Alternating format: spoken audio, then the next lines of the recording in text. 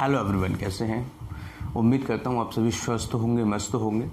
Home isolation के patients को क्या क्या सावधानियां रखनी चाहिए, 7 ऐसी चीज़ें हैं, 7 ऐसी बातें हैं, 7 ऐसे टिप्स हैं जिन्हें होम आइसोलेशन के पेशेंट को समझना चाहिए।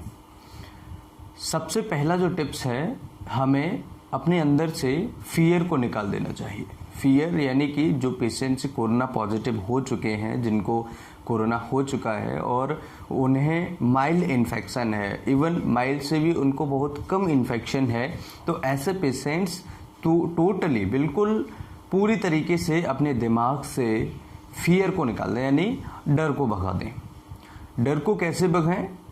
काफ़ी सारी चीज़ें होती हैं। घर में रहकर म्यूजिक सुने, अपनी मोबाइल, आप सभी के पास में सेल फोन तो रहता ही है, तो म्यूजिक सुने, संगीत सुने, जो भी आप सुन सकते हैं। हंसी मजाक के वीडियोस देखें, ठीक है, गेम्स खेलें, तो उस चीज़ पर अपना फोकस जाने ही न दें। यानी कि मैं कोरोना पॉजिटिव हूँ, उस पर ज़्यादा फोकस जाने ही न दें।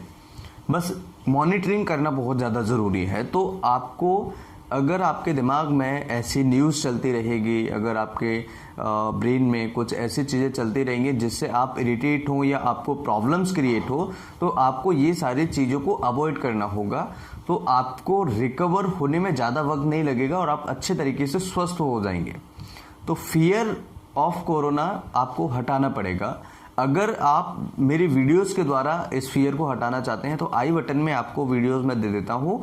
बहुत ही कमाल का वीडियो है। आपके कोरोना का डर फ्री ऑफ कॉस्ट, यानी कि किसी भी तरह के पैसे खर्च किए आपका कोरोना का जो डर है वो दूर भाग जाएगा। वीडियो आपको आई बटन में मिल जाएगा या फिर वीडियो की लिंक वीडियो के डिस्क्रिप्शन में आपको देखने को मिल जाएगी। तो कोरोना का डर जो है सबसे पहले हमें हटाना होगा। और उसके बाद में जो दूसरा टिप्स है, रूटीन लाइफ की चीज़ें, जैसे कि हम सुबह जागते हैं, उठते हैं, उसके बाद में फिर हम ब्रश करने जाते हैं, उसके बाद में फिर हम फ्रेश होने जाते हैं। तो ये रूटीन लाइफ की चीज़ें प्रॉपर तरीके से मेंटेन कीजिएगा। ऐसा नहीं कि अगर आप कोरोना इन्फेक्टेड हैं तो आप आलस में डले रहें, आप कुछ करने का मन नहीं करे, ऐसा नहीं। आपको ज़बरदस्ती या कहें कि एक नॉर्मल जो आपकी टाइमिंग थी, जो नॉर्मल आपकी रूटीन लाइफ थी, जैसे सुबह उठने के बाद में वॉशरूम या स्टूल करने जाना, फ्रेश होने जाना, उसके बाद में फिर ब्रश करना, नहाना, उसके बाद में नाश्ता करना। तो ये घर पर मैं आपको बात कर रहा हूँ कि घर पर रहकर आप ये सारी चीज़ें रूटीन लाइफ में कीजिएगा, जिससे क्या होगा कि आपके ब्रेन के जो सिस्टम्स हैं वो डिस्टर्ब नहीं होंगे। उनको ऐसा नहीं लगेगा कि नहीं मुझे घर में बैठ दिया गया है, ये कमरे में बंद कर दिया गया है, या मुझे कोई प्रॉब्लम्स बहुत ज़्यादा क्रिएट हो रही है, ठीक है। तो ब्रेन थोड़ा खुला रहेगा, है ना। ऐसा नहीं लगेगा कि ब्रेन बिल्कुल कंजेस्टेड हो गया। इसके वजह से अगर आपको ब्रेन कंजेस्टेड होता है तो आपको काफ़ी सारी प्रॉब्लम्स होगी। ब्रेन सही से फंक्शन नहीं करेगा, ठीक है। चिंता, घबराहट, बेचैनी, थकान, इस तरह की समस्या आएगी। तो रूटीन लाइफ की बिल्कुल जो आपकी टाइमिंग थी उसे फॉलो कीजिए बिल्कुल सटीक से, ठीक है। फिर उसके बाद में फ्रेश होने के बाद में सुबह आके नाश्ता वास्ता करें। उसके बाद में जो भी आपका मेडिसिन लेने का टाइमिंग हो, जो भी एंटीबायोटिक्स हो या फिर जो भी कफ साइरप हो या जो भी आपका मल्टीविटामिन्स हो, विटामिन सी हो, जो भी आपकी दवाइयाँ हैं या स्टेरॉइड्स, जो भी आपकी दवाइयाँ चल रही हैं, जो भी गाइडलाइंस प्रोटोकॉल के अंतर्गत आपको दी गई हैं, वो अगर सुबह के उसमें कोई टैबलेट है तो टाइम टू टाइम सुबह टैबलेट लें। फिर उसके बाद में आफ्टरनून में फिर से टाइम टू टाइम टैबलेट लें। उसके बाद में अगर आफ्टरनून में आप सो सकते हैं 1 आध घंटे के लिए, आप अगर नींद आपको आती है तो आप आराम से बिल्कुल फ्री ऑफ माइंड होके सोइए, ठीक है। जिससे कि क्या होता है कि हमारी बॉडी आराम कर लेती है, तो थोड़ा बहुत इवनिंग के लिए या रात के लिए ये कहें कि थोड़ा हमें रिलीफ मिलता है। तो अगर आपको लगता है कि मुझे सोना चाहिए तो ज़्यादा से ज़्यादा 1 घंटे, केवल 1 घंटे से ज़्यादा नहीं, फिर तो प्रॉब्लम क्रिएट होगी। तो 1 आध घंटे सो सकते हैं। उसके बाद में फिर इवनिंग में वही रूटीन, आपको आराम से खाना पीना, खा पी के जो भी आपको मिलता है या जो आप खा रहे हैं वो घर पर लेकर के आसानी से इवनिंग के टाइम में भी आप आसानी से मेडिसिन्स लेकर के और रूटीन लाइफ अपनी सो जाएं, ठीक है। और उसी तरीके से सुबह फिर से आपको साइकिल रिपीट करनी है। तो इससे होगा क्या, आपको प्रेशर ही नहीं आएगा। आपके दिमाग पर ये जो सारी चीज़ें उल्टी सीधी चीज़ें चल रही हैं वो आपको समझ में, आपके दिमाग से बाहर रहेंगी, ठीक है, जिससे क्या होगा कि आपका माइंड जो है फ्रेश रहेगा और आपको काफ़ी सारी प्रॉब्लम्स नहीं होंगी, काफ़ी सारी प्रॉब्लम से आप बच जाएंगे। ठीक है, तो ये रूटीन लाइफ करें। तीसरा टिप्स, आपको मसालेदार चीज़ें नहीं खानी है, मसालेदार चीज़ों से अवॉइड करें। चावल, राइस है या आपको ये जो मैदा होता है उसे अवॉइड करें। इसके अलावा बाहर की चीज़ें, बर्गर, पिज़्ज़ा, फूड्स जो आपके जंक फूड्स हैं उन्हें अवॉइड करें। खट्टी चीज़ें अवॉइड करें, ठीक है ना। कफ बनाने वाली जो बलगम बनाती हैं उन चीज़ों को अवॉइड करें, जैसे कि जो डेयरी प्रोडक्ट्स आते हैं उन्हें थोड़ा सा अवॉइड करें। तो उससे क्या होता है कि जो आपको कफ बन रहा है वो कफ कम बनेगा, और जो आपको पेट में जलन होती है, गले में जलन होती है, ये सारी चीज़ें जो आप तली भुनी चीज़ें कम खाएंगे तो उससे और कम होगी, जिससे आपको रिलीफ मिलेगा। इसके साथ में जंक फूड खाने से आपको प्रॉब्लम होती है तो जंक फूड अवॉइड करें खाना, जिससे कि आपको काफ़ी सारी प्रॉब्लम से बचा जा सकता है। तो इस तरीके से रूटीन फॉलो करें। चौथा टिप्स है कि अगर किसी के पास पल्स ऑक्सीमीटर नहीं है तो कोशिश करें कि पल्स ऑक्सीमीटर एक घर पर रख लें। पल्स ऑक्सीमीटर से क्या होगा कि पल्स ऑक्सीमीटर से हम एग्जैक्ट पता लगा सकते हैं कि हमारे शरीर की सैचुरेशन कितना है। तो अगर आप होम आइसोलेशन पर, घर पे अगर आप आइसोलेट किए गए हैं तो आप एक पल्स ऑक्सीमीटर ज़रूर रखें, जिससे कि हमें एग्जैक्ट पता लगे। देखिए, जो कोरोना पॉजिटिव पेशेंट्स हैं उनको हमें एग्जैक्ट देखना होगा कि पल्स और ऑक्सीजन कितना आ रहा है। तो 94 से ऊपर पल्स जो है आपका ऑक्सीजन लेवल है वो होना चाहिए, और अगर 60 से 100 के बीच में पल्स रेट आ रहा है आपका तो नॉर्मल है। ठीक है, तो 94 से ऊपर अगर आपका ऑक्सीजन लेवल आ रहा है, सैचुरेशन रेट आ रहा है, SpO2 आ रहा है, तो ये नॉर्मल है, घबराने की बात नहीं है। तो ऑक्सीमीटर जो है आपको आपके पास होना ज़रूरी है, क्योंकि आप होम आइसोलेटेड हैं।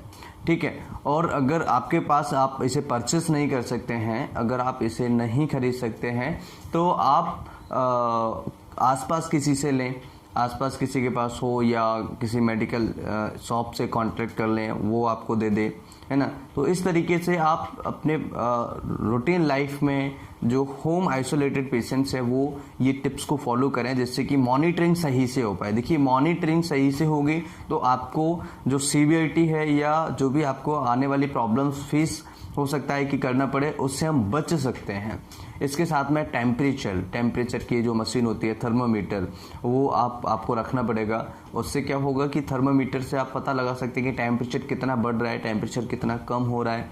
ठीक है, तो उससे भी आपको काफ़ी सारी प्रॉब्लम्स का छुटकारा मिलेगा, है ना। टेम्परेचर ज़्यादा तो नहीं हो रहा, कम तो नहीं हो रहा है। ठीक है, तो 104 फ़ारेनहाइट अगर किसी का टेम्परेचर होता है, यानी कि 100.4 फ़ारेनहाइट अगर किसी का टेम्परेचर होता है, तो इसे बुखार की कैटेगरी में नहीं रखा जाता बुक्स के अकॉर्डिंग। लेकिन जनरली जब पेशेंट का बुखार जो टेम्परेचर है वो 99 जाता है, 99.96 जाता है, तो आमतौर पर इसे फीवर मान लेते हैं और मेडिसिन दे देते हैं। लेकिन जो एक्चुअल फीवर होता है वो होता है 100.4 फ़ारेनहाइट, यानी कि 100.4। मैं 104 की बात नहीं कर रहा हूँ, 104 अलग होता है, 100.4 की बात कर रहा हूँ मैं। ठीक है, तो अगर इससे ऊपर जाता है फीवर टेम्परेचर, तब इसे हम बुक्स के अकॉर्डिंग फीवर मानते हैं, एक्चुअल फीवर तब मानते हैं। ठीक है, तो आपको थर्मामीटर का ज़रूरत पड़ेगा। इसके अलावा अगर आप घर पर रहकर कुछ एक्सरसाइजेस कर सकते हैं, जैसे आपको मैंने बताया था, काफ़ी सारी वीडियोस में मैंने आपको बताया कि स्पायरोमीटर अगर आपके पास अवेलेबल है तो, अगर स्पायरोमीटर अवेलेबल नहीं है तो आप बलूनिंग कर सकते हैं, बलून ब्लोइंग कर सकते हैं। ठीक है, वाटर बबलिंग कर सकते हैं, डीप ब्रीदिंग कर सकते हैं। इसके अलावा रूटीन लाइफ की एक्सरसाइज ज़रूर करें। रूटीन लाइफ की एक्सरसाइज तो ऐसे पेशेंट स्पेशली जिनको कोरोना पॉजिटिव हो चुके हैं वो और होम आइसोलेटेड हैं, उनको रूटीन लाइफ की एक्सरसाइज ज़रूर करनी चाहिए, जिससे कि हमारी बॉडी एक्टिव रहे। और वो डीप ब्रीदिंग भी करें, जिससे हमें पता लगे कि हमारे लंग्स का एनवायरनमेंट कितना हो रहा है। तो डीप ब्रीदिंग करने से अगर हम 20 से 30 सेकंड सांस रोकते हैं, अगर 20 सेकंड से ऊपर अगर हम सांस रोक पा रहे हैं, इसका मतलब है कि हमारी जो ब्रीदिंग लेवल है, जो हमारे लंग्स हैं, वो है ग्रीन जोन में है और स्वस्थ हैं। ठीक है, तो ये भी एक बहुत हेल्पफुल टिप्स है और फ्री ऑफ कॉस्ट है, इसमें भी किसी को आपको पैसे खर्च नहीं करना है। ठीक है, इसके अलावा जो 5वां टिप्स है आप सभी के लिए, उसमें आपको ध्यान रखना होगा, मेडिसिन जो है आपकी चल रही है वो टाइम टू टाइम आपको लेनी होगी, चाहे वो विटामिन सी हो, चाहे वो एंटीबायोटिक्स हो, चाहे वो आपको मल्टीविटामिन हो, चाहे वो आपको भूख बढ़ाने की दवाई हो, कुछ भी हो XYZ, चाहे वो कफ सिरप हो, टाइम टू टाइम अगर आप दवाई लेंगे तो रिकवर आप बहुत जल्दी होंगे, बहुत फास्ट तरीके से फास्टली आप रिकवर हो जाएंगे और पेशेंट को काफ़ी सारी तकलीफ से छुटकारा मिल सकता है। पेशेंट बहुत जल्दी रिकवर हो जाएगा और पेशेंट स्वस्थ पूरी तरीके से हो सकता है अगर आप टाइम टू टाइम मेडिसिन का सेवन करेंगे। ठीक है, इन रूटीन्स को आपको फॉलो करना है। इसके अलावा जो छठवां टिप्स है, उल्टा लेटने की कोशिश करें। उल्टा लेटने से क्या होता है, जो हमारे लंग्स के फिजियोलॉजिकल डेड स्पेसेस होते हैं वो पीछे के लंग्स में स्पेशली ज़्यादा देखने को मिलते हैं, क्योंकि हम सीधे सोते हैं तो पीछे के जो लंग्स होते हैं वो सही तरीके से काम नहीं कर पाते हैं, इलास्टिसिटी सही नहीं हो पाती है और कई बार जो सांस छोड़ते हैं हम तो उसकी टाइमिंग जो होती है उसकी वजह से अंदर जो फेफड़ों के अंदर छोटी छोटी कैपिलरीज होती हैं वो चिपक जाती है, तो उसकी टाइमिंग को भी कम करता है ना। तो काफ़ी सारी हेल्पफुल चीज़ें हैं और काफ़ी सारी आपको हेल्प मिलेगी उल्टा लेटने से। ऑक्सीजन लेवल भी बढ़ता है। अगर किसी का ऑक्सीजन लेवल 10 से 5% कम हो रहा है, स्पेशली 5% तक अगर कम हो रहा है, तो हम उसको उल्टा लेटाकर उसके ऑक्सीजन बढ़ा सकते हैं, क्योंकि जो पीछे के जो डेड स्पेसेस थे, निष्क्रिय सेल्स थी, वो काम करने स्टार्ट कर देंगी, तो हमारे लंग्स अच्छे तरीके से परफॉर्म कर पाएंगे, लंग्स हमारे अच्छे तरीके से काम कर पाएंगे। ठीक है, इस तरीके से हम अपने लंग्स को अच्छे तरीके से मजबूत कर सकते हैं और लंग्स को अच्छे तरीके से काम करवा सकते हैं। ठीक है, जिससे ऑक्सीजन की कमी नहीं होगी और होगी भी तो बहुत कम होगी, लास्ट में होगी। ठीक है, तो आप ऑक्सीजन की कमी यहाँ से आप पूरी कर सकते हैं, बचा सकते हैं अपने लंग्स को। इसके साथ में 7वां जो टिप्स है, जिनको गले में खराश है, गुनगुना पानी पिए, गले में दर्द है गुनगुना पानी पिए, और उनको लग रहा है कि मेरे गले में थोड़ा बहुत कुछ खिचखिच टाइप की है या कुछ प्रॉब्लम हो रही है, तो उनको गुनगुना पानी ज़रूर पीना चाहिए।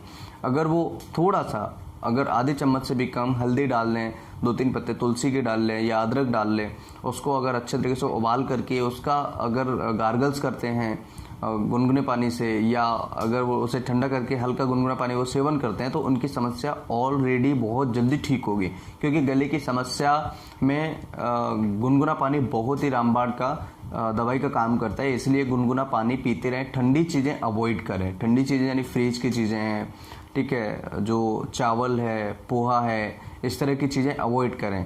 ठंडा, ज़्यादा ठंडा पानी है, बर्फ़ की चीज़ें हैं, बर्फ़ जैसे हम मार्केट में जूस लेने जाते हैं तो उसमें बर्फ़ डाल देते हैं, उसको अवॉइड करें।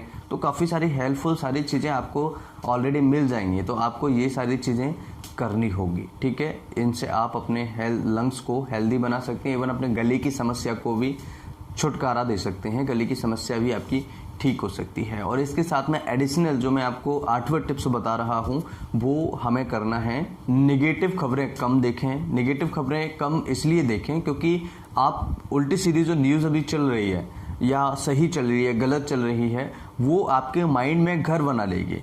जब तक आप उन्हें देखना बंद नहीं करेंगे तो आपका माइंड फ्री नहीं होगा। तो माइंड को फ्री रखें। इसके साथ में आप घर पर रह करके सारी चीज़ों को मॉनिटरिंग करें, जैसे पल्स है, ऑक्सीजन लेवल है, आपके लंग्स की मॉनिटरिंग है, ठीक है, टेम्परेचर की मॉनिटरिंग है, ठीक है, ब्लड प्रेशर की मॉनिटरिंग है, ब्लड प्रेशर समय समय पर लेते रहें। ये सारी चीज़ें अगर आप फॉलो करेंगे तो आप देखेंगे कि 7-8 दिन में ही आपको बहुत जल्दी इम्प्रूवमेंट देखने को मिलेगा और बहुत जल्दी आप ठीक हो जाएंगे, स्वस्थ हो जाएंगे।